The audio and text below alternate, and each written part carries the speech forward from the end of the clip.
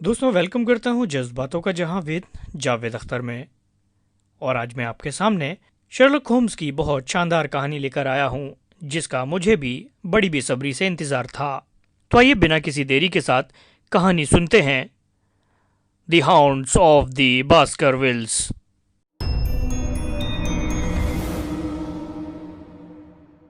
दोस्तों, आप सुन रहे हैं जज्बातों का जहां विद जावेद अख्तर, जिसमें आप सुन रहे हैं द हाउंड ऑफ द बास्करविल्स।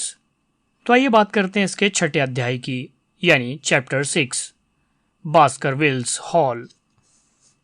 निश्चित दिन पर सर हेनरी बास्करविल्स और डॉक्टर मोर्टिमर तैयार थे।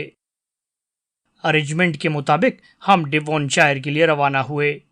मिस्टर शर्लक होम्स मेरे साथ गाड़ी में स्टेशन आए और मुझे अपनी आखिरी सलाह दी। वो बोले, मिस्टर वॉटसन, मैं तुम्हारे मन को परिकल्पनाओं से और सुझावों से आशंकित नहीं करूंगा। मैं चाहता हूं कि आप ज़्यादा से ज़्यादा सिर्फ तथ्यों को मुझे रिपोर्ट करें। उनसे निष्कर्ष निकालना आप मुझ पर छोड़ दें। मैंने पूछा, किस तरह के तथ्य? कोई भी चीज़ जिसका इस केस से किसी भी तरह का रिलेशन हो, ख़ास तौर से युवा बास्करविल्स के अपने पड़ोसियों के संबंध में या सर चार्ल्स की मौत के बारे में कुछ नए तथ्य। पिछले कुछ दिनों में मैंने खुद कुछ पूछताछ की है, लेकिन परिणाम नेगेटिव निकले। एक बात ज़रूर निश्चित लगती है, वो ये है कि मिस्टर जेम्स डेसमोंड, जो अगले उत्तराधिकारी हैं, वो एक अति सम्मानित और सुशील व्यक्तित्व वाले इंसान लगते हैं। इसलिए ये उत्पीड़न उनके द्वारा नहीं है। मैं वास्तव में सोचता हूँ कि हम उनको पूरी तरह इस घटना से मुक्त कर दें। अब सिर्फ वो लोग बचेंगे जो वास्तव में सर हेनरी बास्करविल्स के इर्द गिर्द दलदल या पड़ोस में रहे होंगे। क्या इस बारीमोर दंपत्ति से सबसे पहले छुटकारा पाना सही नहीं होगा? किसी भी तरह से नहीं। इससे ज़्यादा बड़ी गलती और क्या हो सकती है? अगर वो निर्दोष हैं तो इससे ज़्यादा निर्दयपूर्ण नाइंसाफ़ी और क्या होगी? अगर वो वास्तव में दोषी हैं तो हम उसको पूरा मौका देंगे जिससे वो समझ ना सके। नहीं नहीं, हम उनको दोषियों की लिस्ट से बचा कर रखेंगे। अगर मुझे ठीक से याद है तो हॉल में एक ग्रूम भी तो है। वहाँ दलदल ज़मीन के 2 किसान भी हैं। हमारे मित्र डॉक्टर मोर्टिमर हैं, जिन्हें मैं बिल्कुल निर्दोष समझता हूँ, और उनकी पत्नी भी है, जिनके बारे में हम कुछ भी नहीं जानते। प्रकृतिवादी स्टैपल्टन और उनकी बहन भी हैं, जो आकर्षक युवती हैं। लॉफ्टर हॉल के फ्रॉकलैंड भी हैं, जो बिल्कुल शांत हैं। इसके अलावा 1 या 2 अन्य पड़ोसी भी हैं। ये सब वो लोग हैं जिनका आपको विशेष रूप से अध्ययन करना है। मैं जितना अच्छा हो सकेगा करूँगा। मैंने भी ऐसा ही सोचा है कि इन सबको अपने दायरे में ले लेना, और ख़ास तौर पर अपनी रिवॉल्वर रात दिन अपने साथ ही रखना। अपनी सावधानियों को कभी भी ढीला नहीं करना। हमारे मित्रों ने एक फर्स्ट क्लास का डिब्बा बुक किया हुआ था और प्लेटफॉर्म पर हमारा इंतज़ार कर रहे थे। मेरे दोस्त के एक सवाल के जवाब में डॉक्टर मोर्टिमर बोले, नहीं, हमारे पास किसी तरह की खबर नहीं है। मैं ये बात कसम खाकर कह सकता हूँ कि पिछले 2 दिनों से हमारा पीछा नहीं किया गया। हम कड़ी निगरानी बिना कहीं बाहर नहीं गए और हमारी निगाहों से कोई बच नहीं सकता। आप दोनों साथ साथ ही रहे हैं, मेरा ऐसा ख्याल है, सिवाय कल दोपहर के। जब भी मैं शहर में आता हूँ तब मैं अक्सर एक दिन विशुद्ध मनोरंजन में बिताता हूँ, इसलिए मैंने इसे कॉलेज ऑफ सर्जन के म्यूजियम में बिताया। बास्करविल्स बोले, और मैं पार्क में लोगों को देखने गया, लेकिन हमको किसी तरह की परेशानी नहीं हुई। होम्स अपना सिर हिलाते हुए बड़ी गंभीर मुद्रा में बोले, एक ही बात है, ये बड़ा ढीठपन है। मैं रिक्वेस्ट करता हूँ सर हेनरी कि आप अकेले कहीं न जाएं। अगर आप जाएंगे तो आपके ऊपर कुछ बड़ी विपत्ति आ जाएगी। क्या आपको अपना दूसरा बूट मिल गया? जी नहीं, वो हमेशा के लिए चला गया। जैसे ही ट्रेन प्लेटफॉर्म पर सरकने लगी, वो बोले, सच में ये बड़ी दिलचस्प बात है। ठीक है, फिर मिलेंगे, अलविदा। सर हेनरी, उस अजीब आलेख का एक विशेष वाक्य जो डॉक्टर मोर्टिमर ने हमें पढ़कर सुनाया था, ध्यान में रखें। अंधेरे वक्त में जब शैतानी ताकतें बहुत प्रबल होती हैं, दलदल से दूर रहें। जब हम बहुत दूर चले आए और होम्स की लंबी सीधी सादी शक्ल को देखा तो वो स्थिर खड़े थे और हमारी तरफ घूर रहे थे। यात्रा तेज और सुहावनी थी। मैंने इस दौरान अपने साथी से अतरंग जान पहचान बढ़ाई और डॉक्टर मोर्टिमर के स्पेनियल कुत्ते से भी खेलता रहा। कुछ ही घंटों में ब्राउन रंग की जमीन लाल हो गई। ईंट की जगह ग्रेनाइट पत्थर ने ले ली।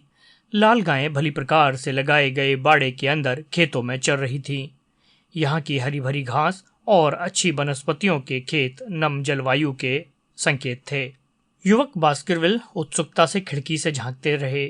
वो डेवन के जाने पहचाने दृश्यों को देखकर खुशी से चिल्लाए।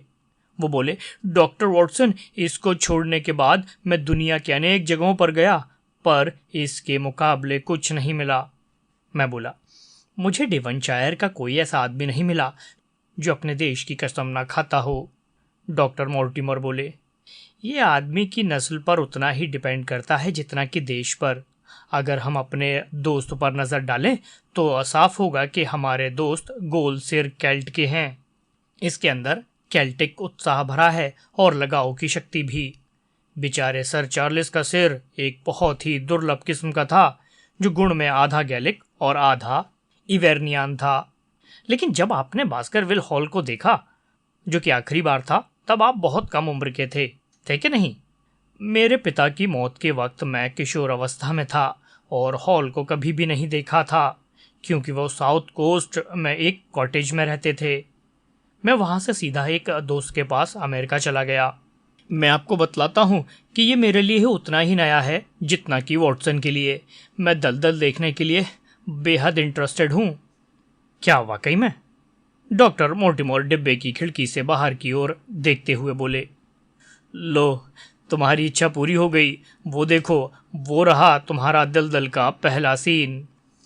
हरे चौकोर खेतों के ऊपर और जंगल के नीचे एक घुमाव था।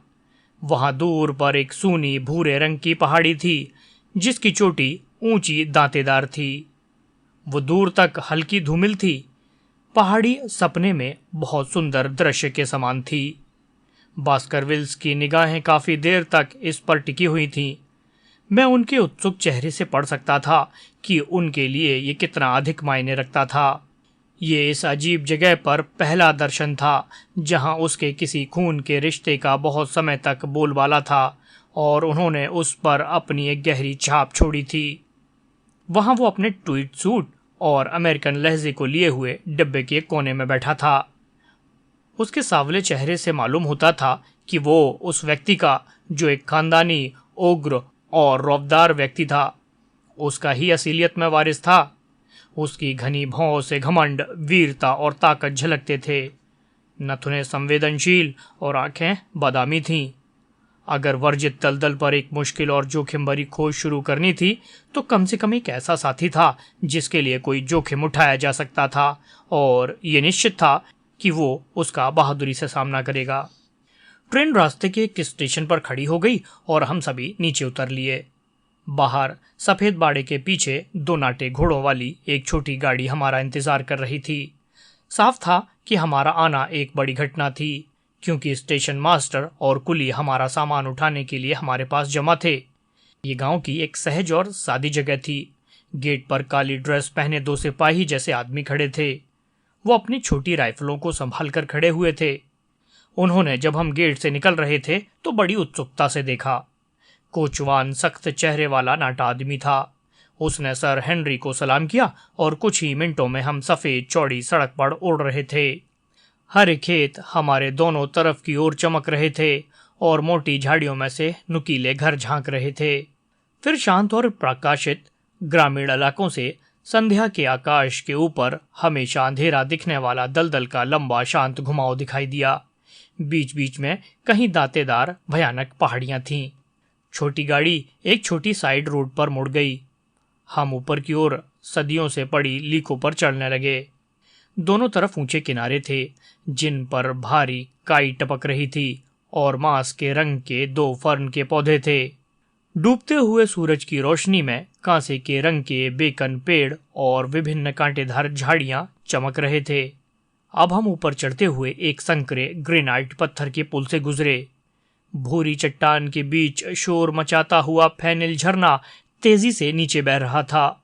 सड़क और झरना दोनों ओक और फर की झाड़ी की एक घनी घाटी से गुजर रहे थे। हर एक मोड़ पर बास्करविल्स खुशी से चिल्ला उठते थे, अपने आप को उत्सुकता पूर्वक देखते और अनेक सवाल पूछते। उनको सब कुछ बहुत सुंदर लग रहा था, लेकिन मुझे ग्रामीण क्षेत्र में एक उदासी की झलक दिखती थी। इसमें ढलते हुए समय की छाप दिखाई देती थी। पीले पत्ते रास्ते में बिछे हुए थे और हमारे ऊपर टूटकर झड़ रहे थे। जैसे ही हम सड़ी हुई वनस्पतियों के ऊपर से गुजरे, पहियों की खड़खड़ाहट समाप्त हो गई। मुझे लगा कि बास्करविल्स के वारिस की वापसी पर प्रकृति एक दुखद भेंट दे रही थी। डॉक्टर मोर्टिमर चिल्लाए, वाह, ये क्या है? एक ढालू खुशहाल जमीन का घुमाव, नीचे दलदल का फैलाव हमारे सामने था। पहाड़ी की चोटी पर एक सिपाही, सांवला और कठोर, अपनी राइफल को अपने सामने की बाह पर तैयार पकड़े हुए था। वो ऐसा लग रहा था कि मानो धरती पर एक अश्वारोही घुड़सवार की मूर्ति पेडिस्टल पर खड़ी हो। वो सड़क की निगरानी कर रहा था जिस पर हम जा रहे थे। डॉक्टर मोर्टिमर ने पूछा, पर्किंस, ये क्या है? कोचवान अपनी सीट से आधा मुड़ा और कहा, एक सजाए याफ्ता कैदी प्रिंसटाउन जेल से फरार हो गया है सर। अब उसे भागे हुए 3 दिन हो गए हैं और जेल के पहरेदार प्रत्येक सड़क और प्रत्येक स्थान पर उसकी तलाश कर रहे हैं, लेकिन वो अभी तक नहीं दिखा। यहाँ के किसानों को ये बिल्कुल पसंद नहीं और यही हकीकत है। मैं जानता हूँ, अगर वो उसकी खबर देंगे तो उनको 5 पाउंड मिलेंगे। जी हाँ, लेकिन 5 पाउंड पाने की संभावना उतनी नहीं जितनी कि अपना गला कटवाने की। देखिए, वो कोई साधारण अपराधी नहीं है, बल्कि एक ऐसा आदमी है जो कहीं नहीं रुकेगा। तो वह है कौन? वो सेल्डन है, नॉटिंग हिल का कातिल खूनी। मुझे ये केस अच्छी तरह से याद है। होम्स ने इसमें इसलिए दिलचस्पी दिखाई थी क्योंकि उसके अपराध में एक विशेष क्रूरता थी। हत्यारे की प्रचंड निर्दयता उसके प्रत्येक काम में मिलती थी। उसकी फांसी की सजा का विनिमय इसलिए हुआ था क्योंकि उसके मानसिक संतुलन पर संशय था। उसका बर्ताव बहुत क्रूरतापूर्ण था। हमारी छोटी गाड़ी एक ऊंचाई पर आकर खड़ी हो गई और हमारे सामने था दलदल का विशाल विस्तार, बेतरतीब आकृतियों वाला, टेढ़ा मेढ़ा, पथरीली चट्टानों, फर्न और टोर से भरा हुआ। वहां से एक ठंडी हवा का झोंका आया और हम ठंड से कांपने लगे। वहीं कहीं सूनी जगह में वो खूंखार आदमी छिपा हुआ था। वो जंगली जानवर की तरह किसी झाड़ी के पीछे छुपा था। उसके दिल में उस सारी जाति के प्रति विद्रोह की भावना थी जिसने उसे निकाल बाहर किया था। बंजर बेकार जमीन के सब प्रिय विचार की उत्तेजना को पूरा करने के लिए बर्फीली ठंडी हवा और अंधेरा आसमान थे। यहाँ तक कि बास्करविल्स भी शांत हो गए और उन्होंने अपना ओवरकोट खींचकर अपने को अच्छी तरह ढक लिया। हम उपजाऊ प्रदेश पीछे और नीचे छोड़ चुके थे। अब हम उसको पीछे देख रहे थे। नीचे सूरज की तिरछी किरणें झरनों को सुनहरा बना रही थीं और हल से जोती हुई लाल जमीन पर और जंगल की शाखाओं की उलझी हुई गुत्थी पर चमक रही थी। हमारे सामने की सड़क अब ढलान और बिखरे हुए गोल पत्थर के कारण बेरंग और जंगली होती जा रही थी। कभी कभी एक आध कुटिया दलदल पर दिखाई देती थी जिसकी दीवारें और छत पत्थर की बनी थीं। उन पर कोई बेल नहीं उगी थी जो उसकी कठोरता को कम करती। अचानक हमें एक प्याली की तरह की गहराई दिखाई दी। ये गहराई छोटे कद के ओक और फर के पेड़ों से थी जो वर्षों से आती हुई आंधियों को झेलने से झुक गए थे और टेढ़े हो गए थे। पेड़ों के ऊपर 2 ऊंची और पतली मीनार दिखाई दी। ड्राइवर ने अपने घोड़े को इशारा करके बतलाया। वो बोला, ये है बास्करविल्स हॉल। उसका मालिक सतर्क होकर बैठ गया और वो गालों पर लाली और आंखों में चमक लेकर घूर रहा था। थोड़े ही वक्त में हम कथित घर के गेट पर पहुंचेंगे। ये रॉट आयरन से बनी एक अद्भुत भूल भुलैया थी। मौसम की मार खाए हुए खंभे दोनों तरफ थे जिन पर फपोलों की तरह धब्बे पड़े थे और जिस पर बास्करविल्स के जंगली जानवरों के सिर लगे हुए थे। कथित घर ग्रेनाइट पत्थरों से बना हुआ एक खंडर सा था। छत पर खुले शहतीर थे। उसके सामने ही एक नई बिल्डिंग थी जो आधी बनी हुई थी। वो था सर चार्ल्स के दक्षिणी अफ्रीका के सोने की पहली उपलब्धि। गेट के रास्ते हम चौड़ी सड़क पर आ गए जिसके दोनों तरफ पेड़ थे। यहाँ पर गाड़ियों के पहियों की आवाज पत्तियों से मंद पड़ गई थी। पुराने पेड़ों की झुकी हुई शाखाओं ने हमारे ऊपर एक धुंधली सुरंग सी बना दी थी। बास्करविल उस लंबे और अंधेरे रास्ते को देखकर कांप गए, जिसके आखिरी किनारे पर घर भूत बंगले की तरह चमक रहा था। क्या वो यहाँ हुआ था? उन्होंने एक दबी आवाज में पूछा। नहीं नहीं, यू गली तो दूसरे किनारे पर है। नवयुवक वारिस ने चारों ओर निराश चेहरे से देखा। वो बोले, कोई शक नहीं कि मेरे अंकल ने ऐसा महसूस किया हो कि कोई मुश्किल उनका पीछा कर रही है। ये जगह ही ऐसी है, ये किसी भी आदमी को डराने के लिए काफ़ी है। मैं 6 महीने के अंदर बिजली की रोशनी की एक कतार लगवा दूंगा। जब हॉल के दरवाजे के सामने स्वान और एडिसन के 1000 पावर का प्रकाश जगमगाएगा तो आप इसे नहीं पहचान सकेंगे। सड़क के आखिर में एक घनी घास का एक बड़ा सा मैदान था और घर हमारे सामने था। धुंधली रोशनी में हम देख सकते थे कि जगह बड़ी बिल्डिंगों का एक विशाल भवन था, जिसमें ढका हुआ एंट्री गेट था। पूरा हिस्सा आईवी बेल से ढका हुआ था। कहीं कहीं यहाँ बीच में खाली जगह काटे हुए थे, जहाँ अंधेरे के पर्दे में से कोई खिड़की या प्रतीक चिन्ह स्थित थे। इस बीच की बिल्डिंग से 2 मीनारें उठी हुई थीं, जो पुरानी थीं, जिनमें बुर्ज निकल रहे थे, और बहुत कमियां थीं। बुर्ज के दाएं और बाएं काले ग्रेनाइट के पत्थर के नए विंग्स थे। पीछे की ओर भारी छड़ लगी हुई खिड़कियों में से एक हल्की रोशनी आ रही थी। ढालू ऊंची कोणीय छत से चिमनी उठी हुई थी, जिसमें से घना काला धुआं निकल रहा था। स्वागत है सर हेनरी, बास्करविल्स हॉल में आपका स्वागत है। पोर्च के अंधेरे में से एक लंबा व्यक्ति बाहर निकला और उसने छोटी गाड़ी का दरवाजा खोला। हॉल की पीली रोशनी के पीछे एक औरत खड़ी थी। वो आई और उसने छोटी गाड़ी में से हमारा सामान उतारने में मदद की। डॉक्टर मोर्टिमर ने कहा, सर हेनरी, अगर आप बुरा नहीं माने तो मैं सीधे अपने घर चला जाऊं। मेरी पत्नी मेरा इंतजार कर रही है। आप रुकें और डिनर करके जाएं। नहीं, मुझे जाना चाहिए। मेरे लिए कुछ काम आ पड़ा होगा। घर दिखाने के लिए रुकता, लेकिन बैरीमोर मुझसे ज़्यादा अच्छा गाइड होगा। अलविदा। मैं अगर आपके किसी काम आ सकूं तो मुझे ज़रूर बुला भेजें, चाहे दिन हो या रात। सड़क पर गाड़ी के पहियों की आवाज़ गुम हो गई। मैं और सर हेनरी हॉल के अंदर घुसे। दरवाज़ा झंझनाता हुआ हमारे पीछे से बंद हो गया। ये एक अच्छा अपार्टमेंट था जो हमें मिला था। वो एक बड़ा ऊंचा, समय के काले पड़े ओक के बड़े बड़े शहतीरों से पटा, लोहे के सुदृढ़ घेरे के पीछे एक बड़ा पुराने जमाने का फायरप्लेस था, जिसमें जलती हुई लकड़ी से लपटें उठ रही थीं, फिर बुझ रही थीं। मैं और सर हेनरी लंबी यात्रा के कारण सर्दी महसूस कर रहे थे, इसलिए हम अपने हाथ आग पर सेंकने लगे। तब हमने चारों ओर नजर दौड़ाई।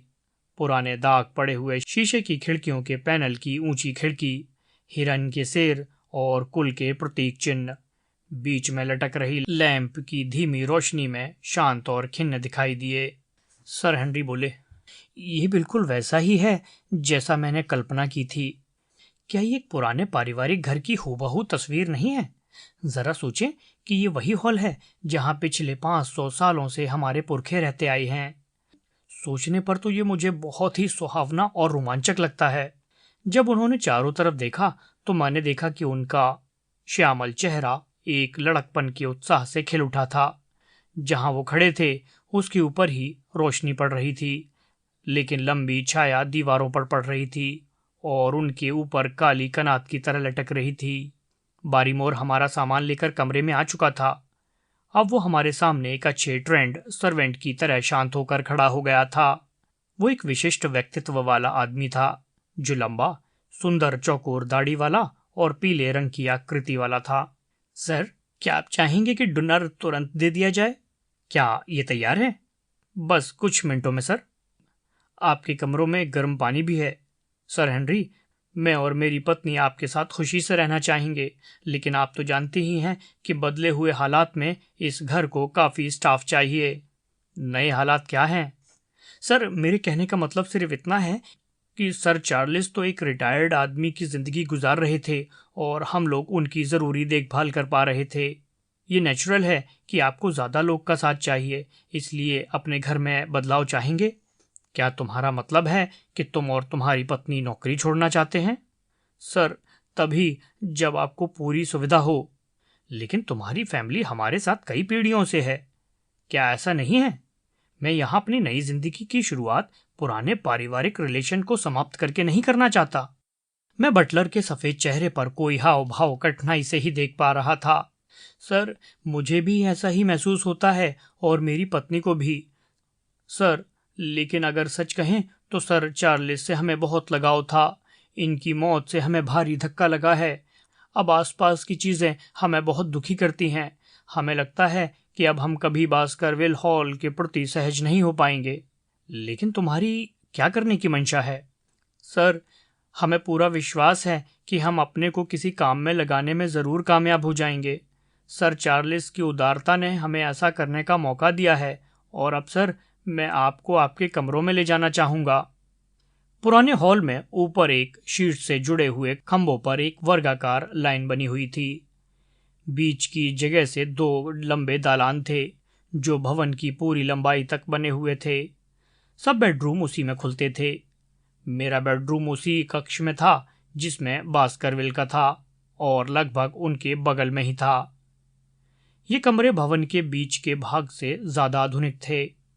चमकीले वॉलपेपर और बहुत सी मोमबत्तियों ने आने के समय हमारे मन में जो खिन्न चित्र बन गया था उसे दूर कर दिया।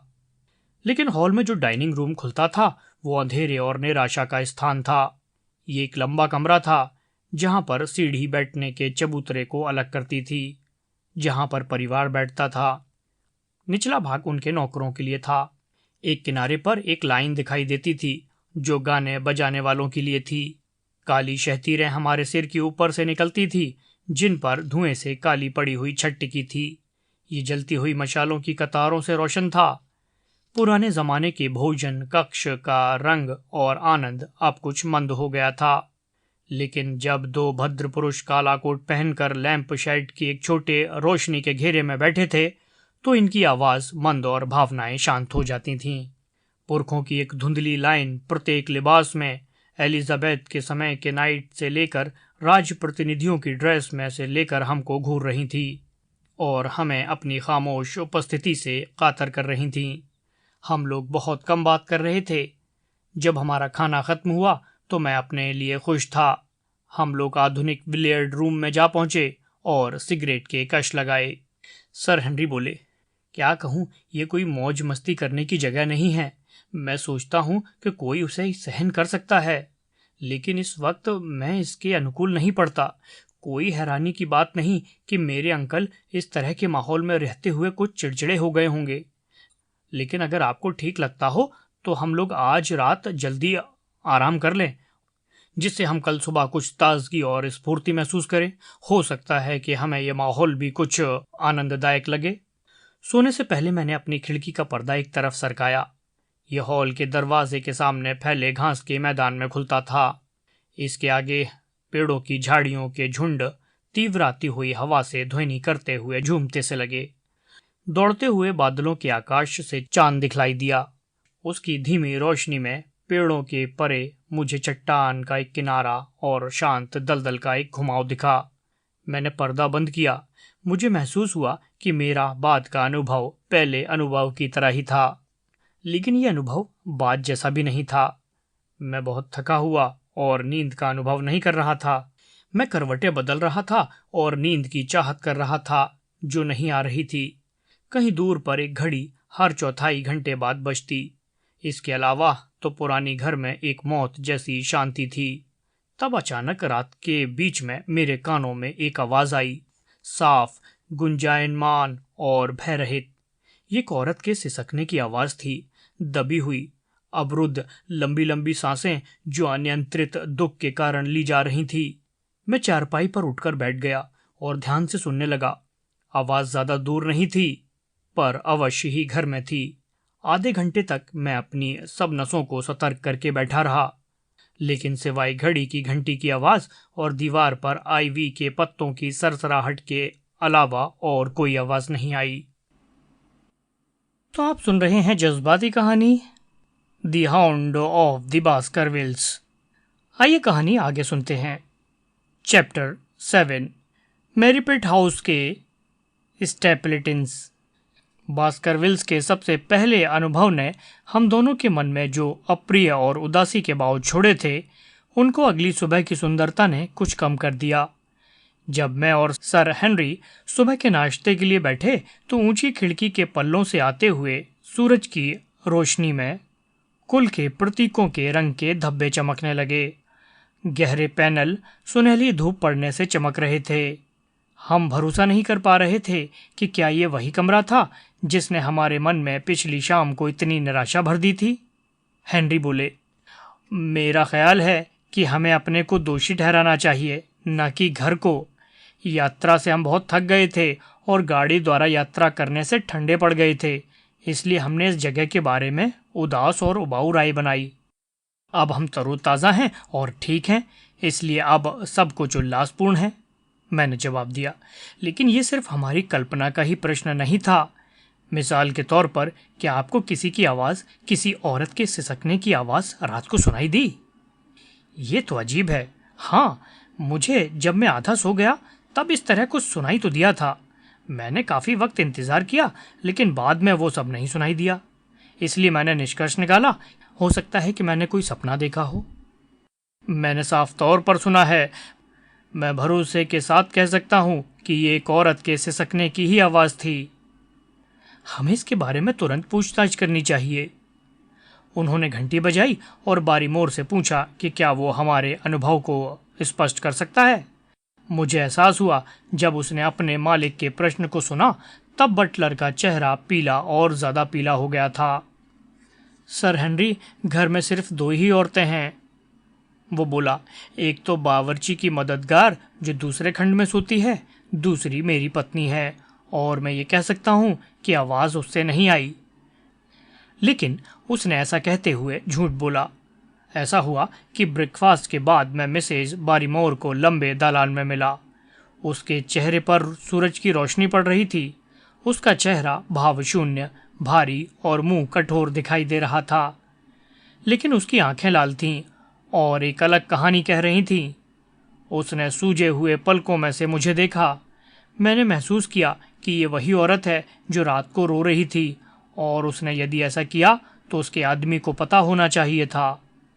लेकिन उसने जाहिर तौर पर झूठ बोलने का ये जोखिम उठाया था और कहा था कि ऐसा नहीं था। उसने ऐसा क्यों किया और वो इतनी सुस्कियां भर के क्यों रोई थी? इस पीले चेहरे, सुंदर और काली दाढ़ी वाले आदमी के चारों ओर रहस्य और निराशा का वातावरण घिरता जा रहा था। ये वही था जिसने सबसे पहले सर चार्ल्स के पार्थिव शरीर को पाया था। बूढ़े व्यक्ति को जिन परिस्थितियों ने मौत तक पहुंचाया, उसके बारे में हमारे पास इस आदमी के शब्दों के अलावा कुछ और नहीं था।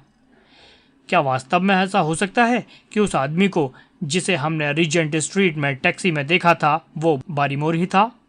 दाढ़ी वही हो सकती थी। टैक्सी ड्राइवर ने कुछ नाटे कद के आदमी का वर्णन किया था, लेकिन ऐसी धारणा गलत भी हो सकती है। मैं इस विचार को हमेशा के लिए कैसे हल करूं? साफ है कि सबसे पहले मुझे ग्रिम्पेन पोस्ट मास्टर से मिलना चाहिए और पता लगाना चाहिए कि जांच टेलीग्राम बैरीमोर के हाथों में ही रखा गया था। जवाब कुछ भी हो, मुझे शर्लक होम्स को रिपोर्ट करने के लिए कुछ तो होगा। ब्रेकफास्ट के बाद सर हेनरी के पास देखने के लिए बहुत सारे पत्र आए हुए थे। दलदल के किनारे किनारे 4 किलोमीटर की सुहावनी सैर थी जो भूरी झुग्गियों तक जाती थी। वहाँ पर 2 बड़ी और ऊंची इमारतें थीं। ये बाकी सबसे अलग दिखती थीं। उनमें से एक सराय थी और दूसरी डॉक्टर मोर्टिमर का घर। पोस्टमास्टर, जो गांव का परचूनी वाला भी था, उसे टेलीग्राम के बारे में पूरा याद था। वो बोला, ज़रूर ही सर, जैसा मुझे आदेश दिया गया था मैंने उसी तरह टेलीग्राम बैरीमोर के यहाँ पहुँचाया था। कौन देकर आया था? ये मेरा लड़का जेम्स। तुम ही पिछले सप्ताह हॉल पर वो टेलीग्राम बैरीमोर को देकर आए थे या नहीं? हाँ पिताजी, मैं देकर आया था। मैंने पूछा, उसके हाथों में ही? वो उस समय अटारी पर था, इसलिए मैं उसके हाथ में नहीं रख सका, लेकिन मैंने उसे मिसेस बारीमोर के हाथों में दे दिया था और उन्होंने वादा किया था कि वो उसे तुरंत दे देंगी। क्या तुमने मिस्टर बारीमोर को देखा था? नहीं सर, मैंने बतलाया कि वो अटारी में था। अगर तुमने उसे नहीं देखा तो कैसे कह सकते हो कि वो अटारी में था? ठीक कहा, उसकी अपनी पत्नी को पता होना चाहिए कि वो कहाँ है। पोस्टमास्टर ने चिड़चिड़ाकर कहा। क्या उन्हें टेलीग्राम नहीं मिला? अगर कोई गलती है तो मिस्टर बारीमोर को स्वयं शिकायत करनी चाहिए। छानबीन को आगे बढ़ाना निरर्थक था, पर यह साफ था कि होम्स की चाल के बावजूद हमारे पास कोई सबूत नहीं था कि बारीमोर उस समय लंदन में मौजूद था। अगर ऐसा मान लिया जाए कि ये वही व्यक्ति था जिसने सर चार्ल्स को आखिरी बार जिंदा देखा था, तो वही पहला व्यक्ति है जो जायदाद के नए वारिस का, जब वो पहली बार लंदन आया तो उसका पीछा कर रहा था। तब क्या वो दूसरों के लिए काम कर रहा था, या उसकी कोई अपनी शैतानी चाल है? बास्करविल्स की फैमिली को सताने में उसका क्या फ़ायदा हो सकता है? मैंने द टाइम्स अखबार के लीडिंग आर्टिकल से काटकर कतरन चिपकाकर अजीब चेतावनी के बारे में सोचा। क्या ये उसका काम है, या ये किसी दूसरे आदमी की करनी है जो हमारी सब चालों को बेकार करने पर डटा है? सिर्फ एक ही उद्देश्य समझ में आता है, जैसा कि सर हेनरी ने बतलाया था। अगर फैमिली को डरा दिया जाए तो बारीमोर के लिए आरामदायक और स्थायी घर मिल जाएगा। लेकिन वास्तव में उन महीन और गहरी चालों के जाल को जो जमींदार के चारों ओर बुना जा रहा था, देखते हुए यह व्याख्या बिल्कुल सही नहीं थी। होम्स खुद ही बोले थे कि उनकी जांच पड़ताल की लंबी श्रेणी में सनसनीखेज इससे ज़्यादा पेचीदा केस और नहीं आया। जब मैं निराश और सूनी सड़क से वापस लौट रहा था और ईश्वर से प्रार्थना कर रहा था कि मेरा मित्र शीघ्र ही अपनी व्यस्तता से मुक्त हो जाए और मेरे पास आ जाए, जिससे मेरे कंधों से इस भारी जिम्मेदारी का बोझ उतर जाए, अचानक मेरी विचारधारा में खलल पड़ गया। मेरे पीछे किसी के दौड़ने की आवाज़ आई। मुझे मेरा नाम लेकर कोई पुकार रहा था, ये सोचते हुए कि शायद डॉक्टर मोल्टीमोर होंगे। मैंने पीछे मुड़कर देखा, लेकिन ये तो अजनबी था जो मेरा पीछा कर रहा था। वो एक पतला, नाटा, साफ हजामत वाला, जवान चेहरे वाला, पटसन के रंग के बालों वाला, पतले जबड़े वाला व्यक्ति था। उसकी उम्र करीब 30-40 वर्ष रही होगी। वो स्लेटी रंग का सूट पहने हुए था और सिर पर स्ट्रॉ हैट पहने था। उसके कंधे पर वनस्पति शास्त्र संबंधित नमूने इकट्ठा करने के लिए एक टीन का बक्सा लटक रहा था। उसके एक हाथ में एक तितली पकड़ने का हरे रंग का जाल था। माफ़ करें, मेरा अनुमान है कि शायद आप डॉक्टर वॉटसन हैं। वो हाँफता हुआ वहाँ आ पहुँचा जहाँ मैं खड़ा था। यहाँ दलदल पर रहने वाले हम लोग औपचारिक रूप से प्रथम परिचय का इंतज़ार नहीं करते। शायद आपने मेरा नाम हमारे पारंपरिक मित्र मोर्टिमर से सुना होगा। मैं मैरीपट हाउस का स्टेपलेटन हूँ। मैं बोला, आपके जाल और बॉक्स से कम मुझे इतना तो पता ही चल जाना चाहिए था। मुझे मालूम है कि मिस्टर स्टेपलेटन वनस्पति वैज्ञानिक हैं, लेकिन आपने मुझे कैसे जाना? मैं मोर्टिमर के यहाँ गया था। जब आप वहाँ से गुजर रहे थे तब उन्होंने अपनी सर्जरी की खिड़की में से ही आपकी तरफ इशारा किया। क्योंकि हमारी सड़क एक ही थी, मैंने सोचा कि मैं आपको पकड़ लूँगा और अपना परिचय दे दूँगा। मैं सोचता हूँ सर हेनरी की हालत सफ़र से ज़्यादा खराब नहीं होगी। बिल्कुल ठीक है, धन्यवाद। हम सब लोगों को ये डर था कि शायद नया जमींदार सर चार्ल्स की मौत के बाद यहाँ रहने से मना न कर दे। एक अमीर आदमी से ऐसी उम्मीद नहीं की जाती कि वो यहाँ आकर ऐसी जगह पर जम जाएगा। लेकिन मैं एक बात बतलाओ दूँ कि गाँव के लोगों के लिए ये एक बहुत बड़ी बात है। उम्मीद करता हूँ कि सर हेनरी इस विषय में कोई अंधविश्वास नहीं करेंगे। मैं नहीं सोचता कि ऐसा हो सकता है। बेशक आपको उस खूंखार जीव की किंवदंती तो पता ही होगी जो उस परिवार को बार बार परेशान करती है। मैंने सुना है। वो मुस्कुराते हुए बोले, ये बड़ा नॉर्मल है।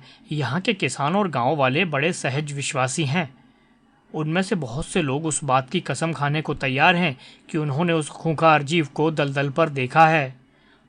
वो मुस्कुराते हुए बोल रहे थे, लेकिन मैं उनकी आंखों में पढ़ सकता था कि वो इस विषय को बड़ी गंभीरता से ले रहे थे। इस कहानी ने सर चार्ल्स के दिमाग पर गहरा असर डाला था और मुझे कोई शक नहीं कि उसकी वजह से ही उनका ये अंत हुआ। लेकिन कैसे? उनकी नसें इतनी ज्यादा प्रभावित हो गई थीं कि किसी कुत्ते की शक्ल देखते ही उनके कमजोर दिल पर आघात हो सकता था। मैं कल्पना कर सकता हूँ कि उन्होंने अपनी आखिरी रात को यू गली में वास्तव में कुछ ऐसा देखा था। मुझे डर लगा रहता है था कि कुछ ऐसी विपदा पड़ सकती है। मैं उस बूढ़े व्यक्ति को बहुत चाहता था। मुझे पता था कि उनका दिल बहुत कमजोर है। आपको कैसे पता था? मेरे दोस्त मोर्टिमर ने बताया था। आपका मानना है कि किसी जीव ने उनका पीछा किया और उसकी डर की वजह से वो मर गए?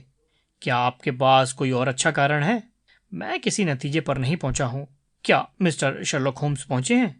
उस शब्द से तो एक बार मेरी सांस ही रुक गई, लेकिन मेरे साथी के सौम्य चेहरे और दृढ़ आंखों पर एक निगाह थी जिससे जाहिर था कि ये सब दिखावा था। वो बोले, डॉक्टर वॉटसन, ये दिखाना बिल्कुल बेकार है कि हम आपको नहीं जानते। आपके डिटेक्टिव के रिकॉर्ड्स हमारे पास यहाँ पहुंच चुके हैं। आप उनकी कीर्ति का गायन अपने आप को जाहिर किए बिना नहीं कर सकते हैं।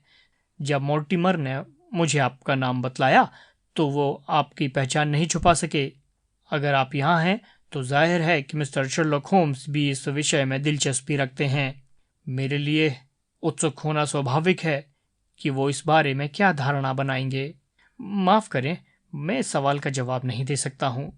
क्या मैं जान सकता हूँ कि क्या वो हमारे यहाँ पधारने का सम्मान करेंगे? वो अभी लंदन शहर नहीं छोड़ सकते। उनके पास और केस है जहाँ वो ज़्यादा व्यस्त हैं। क्या दुर्भाग्य है, वो उस पर कुछ प्रकाश डाल सकते थे जो हमारे लिए इतना अंधकारमय है।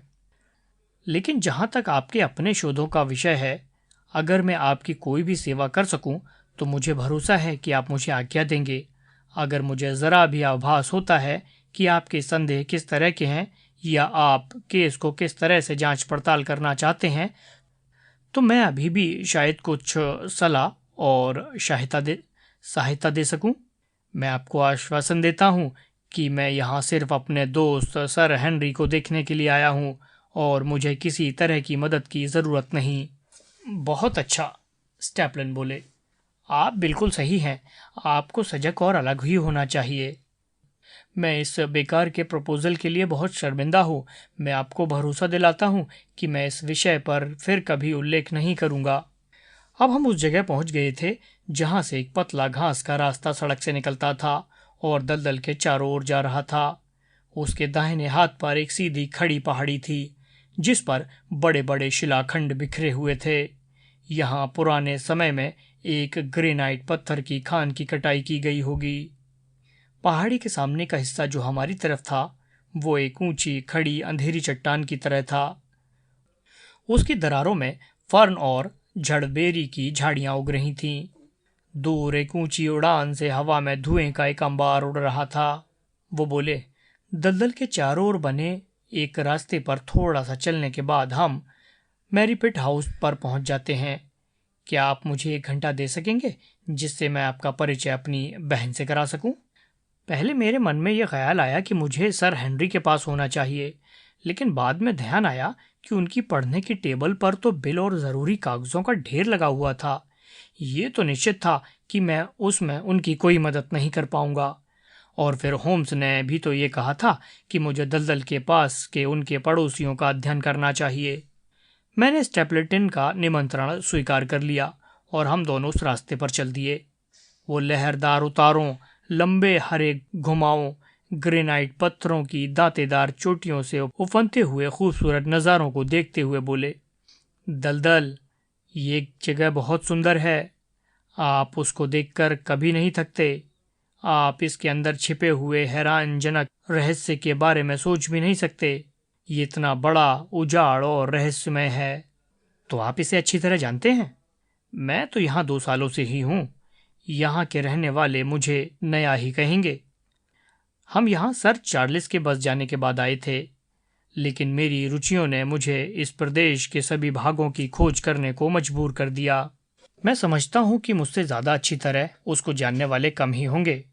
क्या जानना बहुत मुश्किल है? बहुत कठिन है। आप देखें, उदाहरण के तौर पर उत्तर के उस बड़े सपाट मैदान को देखें। इससे कैसी विचित्र झाड़ियाँ निकल रही हैं, पहाड़ियाँ निकल रही हैं। क्या आप इसके बारे में कोई विशेष बात सोच सकते हैं? घुड़सवारी के लिए विशेष जगह होगी। स्वाभाविक तौर पर आप ऐसा ही सोचेंगे और ऐसी सोच में कई लोगों की जाने गईं। अब आपको वो हरे स्थान इसके ऊपर बिखरे हुए दिखाई दे रहे हैं। जी हाँ, वो दूसरों की अपेक्षा अधिक उपजाऊ दिख रहे हैं। स्टेपलिन हंसा और बोला, वही तो है मशहूर ग्रिम्पेन का दलदल। एक भी कदम आगे रखा कि सीधे मौत, आदमी हो या जानवर। कल ही मैंने एक दलदल के टट्टू को उसमें समाते हुए देखा था। वो वापस नहीं आ पाया। मैंने बहुत देर तक उसके सिर को गड्ढे से बाहर ऊपर करते हुए देखा, लेकिन आखिर में उसने उसे अंदर निगल लिया। सूखे मौसम में भी उसको पार करना बहुत खतरनाक है। पतझड़ की बरसात के बाद तो ये बहुत भयानक जगह हो जाती है, लेकिन मैं इसके बिल्कुल बीच में जाकर जीवित वापस आ सकता हूँ। ईश्वर की कसम, वहां एक और दुखी टट्टू फंसा है। हरे रंग के दलदल के पौधों के बीच कुछ बादामी रंग की चीज लुढ़कती हुई और चलती हुई दिखाई दी। फिर एक तड़कती हुई छटपटाती हुई गर्दन ऊपर निकली और दलदल पर एक दर्दनाक आवाज छा गई।